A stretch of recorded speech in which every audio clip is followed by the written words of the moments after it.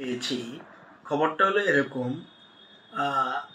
যে প্রথম প্রশ্ন হলো অ্যাজ এ মিনিস্টার, আমি যেহেতু পশ্চিম ত্রিপুরা লোকসভা কেন্দ্রের voter, as a minister I can't go there, আমি যেতে পারি না ওখানে। আমার যাওয়ার নির্বাচনের দিন যাওয়ার কোনো সুবিধা নেই। কিন্তু আমার কলিগ বা অন্যদের থেকে যা খবর নিয়েছি এবং বিভিন্ন বিধানসভা কেন্দ্রের খবর নিয়েছি, ভোট খুবই ভালোভাবে হচ্ছে। একদম পশ্চিম ত্রিপুরার মতো শান্তিপূর্ণভাবে ভোট হচ্ছে এবং এর মধ্যে 11টা পর্যন্ত 35% ভোটের বেশি হয়ে গেছে। 35% ভোট অলরেডি কাস্টিং হয়ে গেছে। 2-3টা জায়গায় একটু সমস্যা রয়েছে। রায়মাবেলি বিধানসভা কেন্দ্রের 5 নম্বর বুথে ভোটাররা টার্ন আপ করছে না সঠিকভাবে।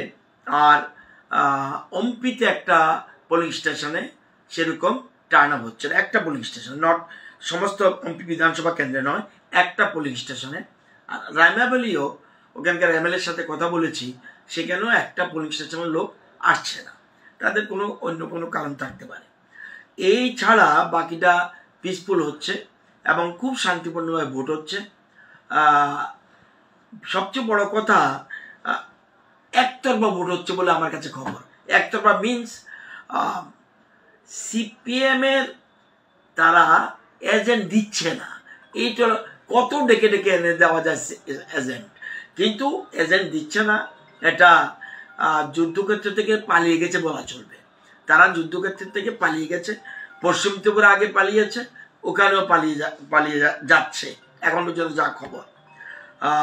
আমার ভয় হয়, এটা আমার আগের একটা ইনফরমেশন ছিল যে পশ্চিম ত্রিপুরাতে তো আমরা হারবই, পূর্ব ত্রিপুরাতেও কোনো একটা ইস্যু তুলে দুপুর 2টার পর তাদের প্রার্থী প্রত্যাহার করে নেয় কিনা আমার কাছে সন্দেহ দেয়। কারণ অতীতে এরকম সিপিএম করেছে।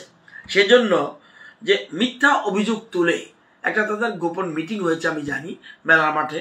সেই মিটিংয়ে একটা সিদ্ধান্ত নিয়েছে যে পরিস্থিতি যেহেতু আমাদের অনুকূলে নয়, ভোটাররা আমাদের ভোট দিতে চায় না, মানুষের কাছে যেতে পারছে না, এই জন্য একটা মিথ্যা অভিযোগ তুলে, যদিও প্রার্থী প্রত্যাহার করার কোনো সুবিধা নেই এখন, আগে চলে গেছে, কিন্তু একটা অজুহাত তুলে 2টার পরে কিছু একটা করতে পারে তারা, অপোজিশন, স্পেশালি সিপিএম কংগ্রেস।